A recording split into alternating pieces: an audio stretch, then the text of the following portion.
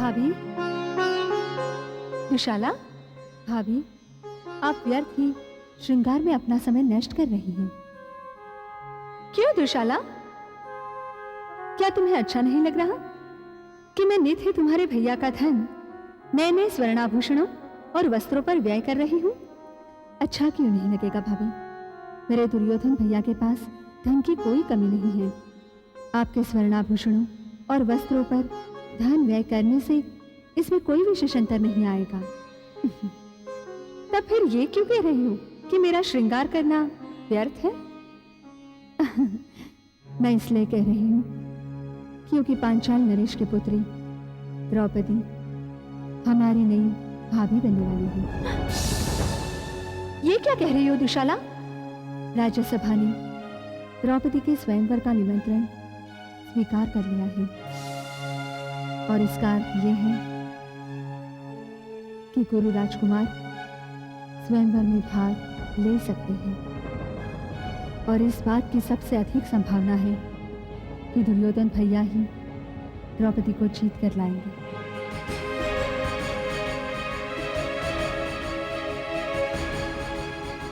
मैं ऐसा कदापि नहीं होने दूंगी।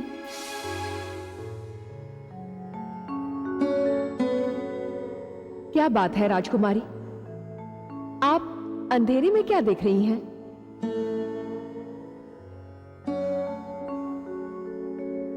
अपना भविष्य। भविष्य अंधकार में हो आपके शत्रुओं का। आपके भविष्य में तो आर्यावर्त का सर्वश्रेष्ठ राजकुमार है राजकुमारी। पता नहीं क्यों एक अनजान सा भय मुझे घेर लेता है। न जाने क्यों सोचने लगती हूं क्या होगा आगे, मैं कहां जाऊंगी, पांचाल का क्या होगा, मेरे पिताश्री के प्रतिशोध का क्या होगा। ये सोचकर रात रात भर मुझे नींद नहीं आती। प्रश्न ही प्रश्न मुझे घेर लेते हैं। जब स्वयं वासुदेव कृष्ण आपके साथ हैं, तो ये भय कैसा राजकुमारी?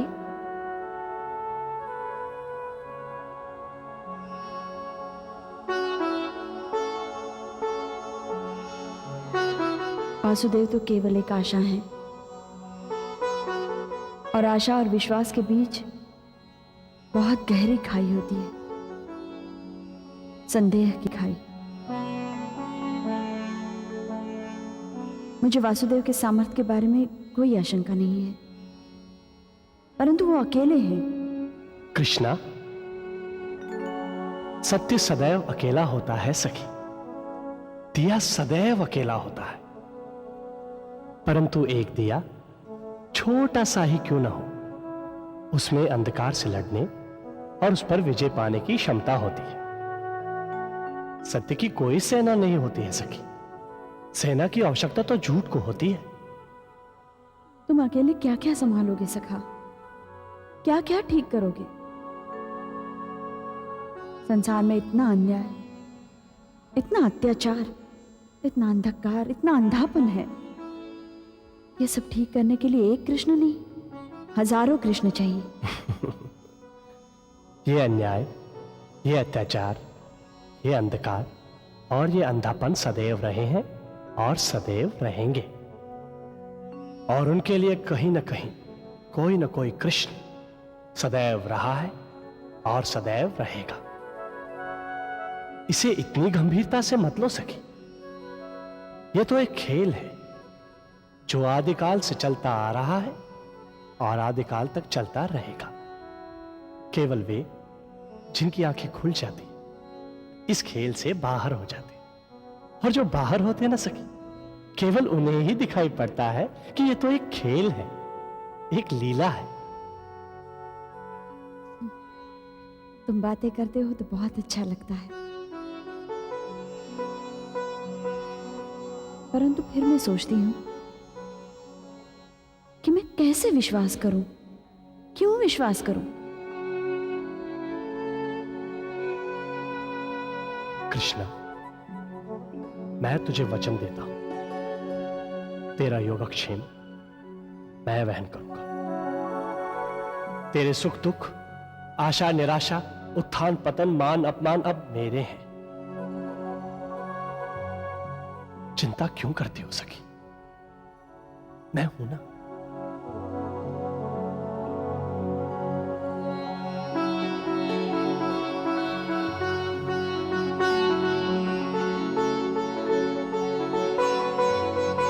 सखा,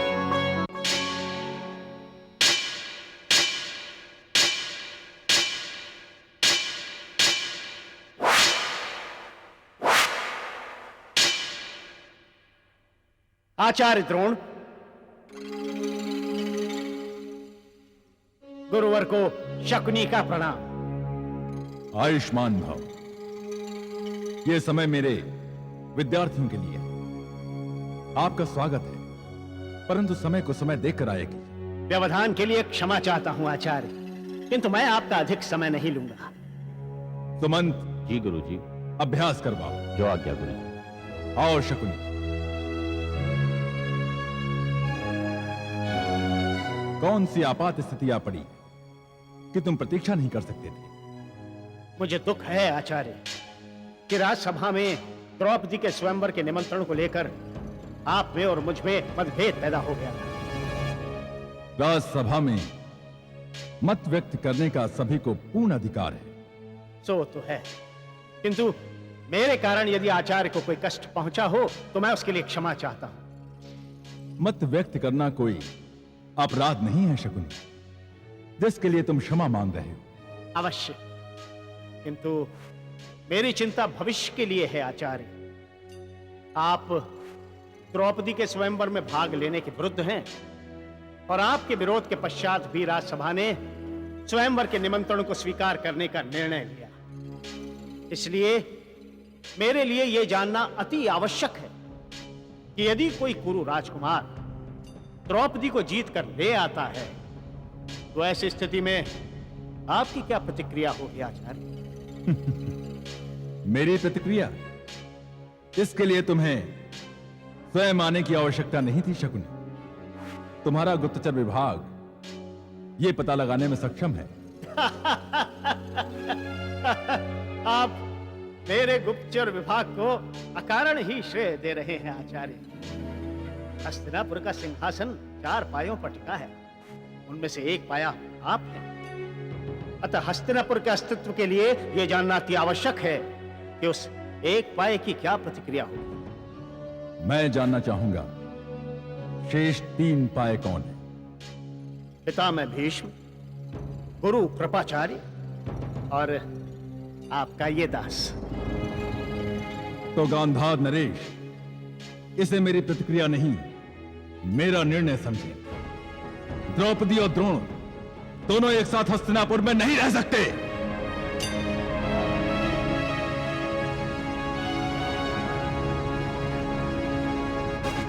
तुम्हारा क्या अनुमान है कर्ण? क्या हम द्रौपदी को जीत पाएंगे? मित्र, यदि स्वयंवर के साथ प्रतियोगिता रखी गई तब तो यह कहना कठिन होगा कि हम में से कोई द्रौपदी को जीत पाएगा अथवा नहीं, क्योंकि हमें तो यह पता ही नहीं कि प्रतियोगिता क्या होगी। परंतु स्वयंवर के निमंत्रण में तो किसी प्रतियोगिता का कोई उल्लेख नहीं है। तो क्या हुआ? प्रतियोगिता तो बाद में भी जोड़ी जा सकती है। प्रतियोगिता जोड़ भी गई तो इसमें डरने की आवश्यकता क्या है? हम में से कोई ना कोई द्रौपदी को अवश्य जीत लेगा। ऐसी स्थिति में मुझे आचार्य द्रोण की बात अर्थपूर्ण लगती है कि उस समय द्रौपदी को लेकर कुरु राजकुमारों में ईर्ष्या और द्वेष फैल सकता है। असंभव!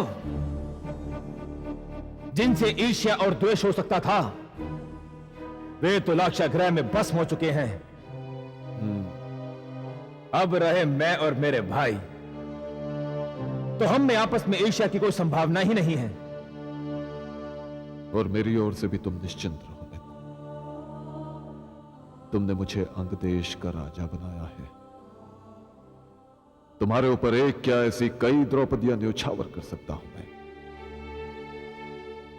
और अश्वत्थामा की ओर से भी मैं आश्वस्त हूं। हाँ जी, तुम बड़ी जल्दी आश्वस्त हो जाते हो।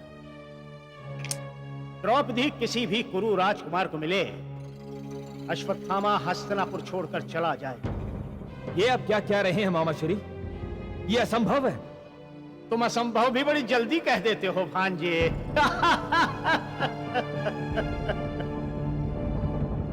भांजे, वाणी को विचार की अनुगामिनी होना चाहिए। यदि द्रौपदी ने हस्तिनापुर में पैर रखा तो आचार्य द्रोण हस्तिनापुर छोड़कर चले जाए, और यदि द्रोण हस्तिनापुर छोड़कर चले गए तो अश्वत्थामा अपने पिता को छोड़कर तुम्हारे साथ रहेगा, इसमें मुझे संदेह है। आपसे किसने कहा मामाश्री कि द्रौपदी के आने से आचार्य द्रोण हस्तिनापुर छोड़ के चले जाएंगे? स्वयं आचार्य द्रोण के मुखारबिंद से मैं ये मधुर वचन सुनकर आया हूं। परंतु स्वयंवर में जाने की अनुमति राज्यसभा ने दी है, और राज्यसभा का निर्णय उन्हें मान्य है। निर्णय मान लेना और बात है भांजे, किंतु निर्णय मान लेने मात्र से ये मान लेना कि द्रुपद के प्रति उनकी शत्रुता समाप्त हो गई है, ये उचित नहीं है। आप कहना क्या चाहते हैं मामाश्री?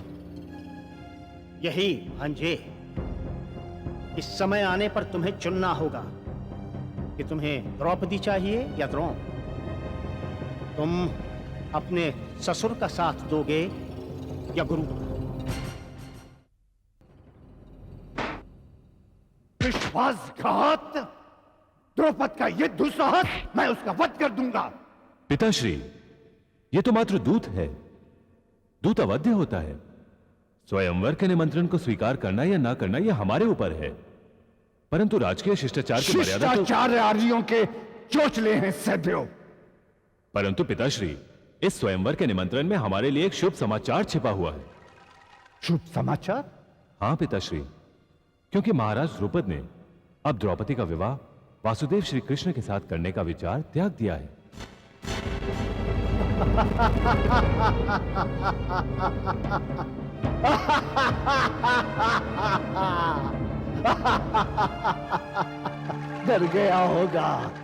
डर गया होगा मुझसे।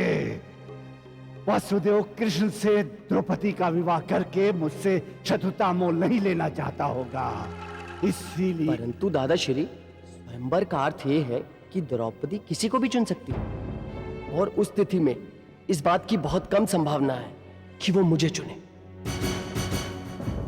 मेद सिंधी ठीक कहता है सहदेव। स्वयंवर का अर्थ यह है कि मेद सिंधी के लिए मेरा प्रस्ताव द्रौपद ने अस्वीकार कर दिया। पांचाल पर आक्रमण की तैयारी करो सहदेव। पिताश्री, ये समय संयम के साथ विचार करने का है। स्पष्ट है कि महाराज ध्रुपद ने आर्यवर्त के समस्त राजाओं को निमंत्रण भेजा होगा, और यदि आप आक्रमण करेंगे तो इसे अपना अपमान समझकर आर्यवर्त के समस्त राजा ध्रुपद का साथ देंगे। तो फिर मैं क्या करूं? हाथ पे हाथ धरे बैठा रहूं? मेरे विचार में तो हमें यह निमंत्रण स्वीकार कर लेना चाहिए, क्योंकि आर्यों से और शत्रुता बढ़ाने के लिए यह समय अनुकूल नहीं है। मुझे तो इसमें उस ग्वाले की कोई चाल दिखाई दे रही। अवश्य उसने द्रौपद को स्वयंवर का सुझाव दिया हो। स्वयंवर तो आर्यों की पुरानी परंपरा है पिताश्री, ये कोई नई बात तो नहीं है। आर्य मूर्ख हैं, अपनी पुत्रियों को देवियां समझते हैं। ठीक है, स्वयंवर का निमंत्रण स्वीकार कर लो। जाओ, जाकर द्रौपद से कह दो कि जरासंध को उसका निमंत्रण स्वीकार है। जो आज्ञा महाराज। सहदेव, यदि स्वयंवर में मेद सिंधी को द्रौपदी ने नहीं चुना तो मैं द्रौपदी समेत द्रौपद के सारे परिवार को बांधकर राजगृह लाऊंगा।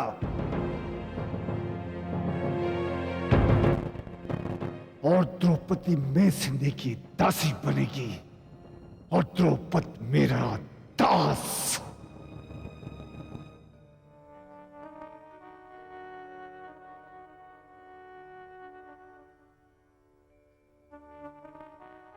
इन्हें कहाँ रख दो राजकुमारी?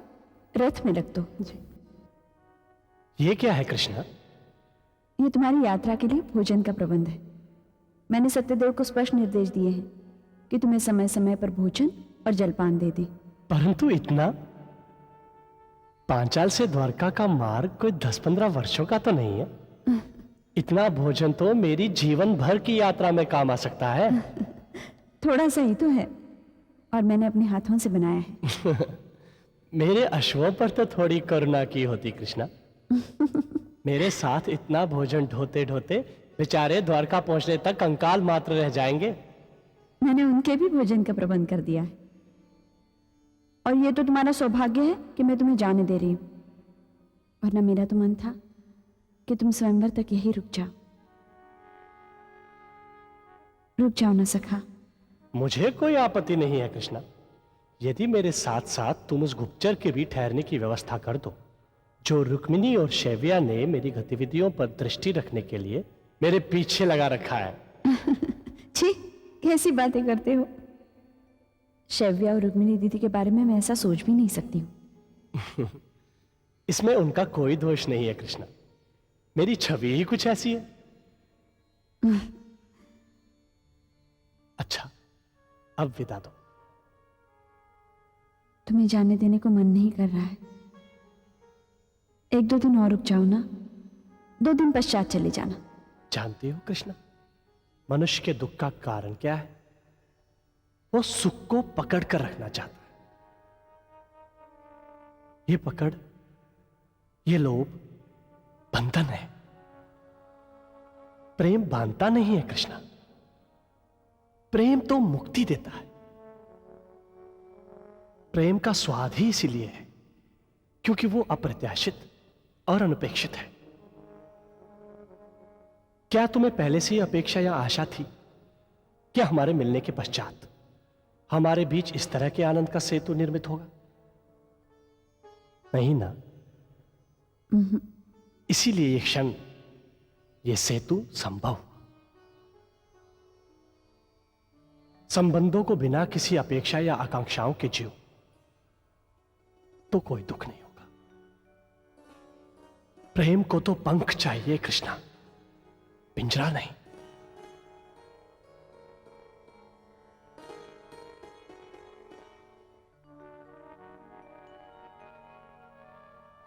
चलता हूं। बस एक क्षण।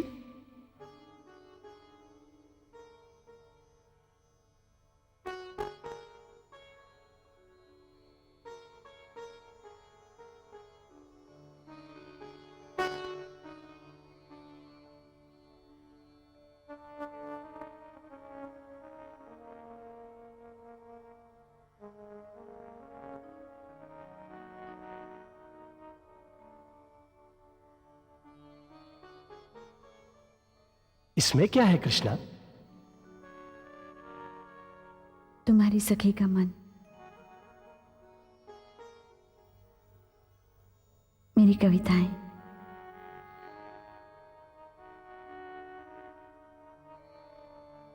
चलता हूं।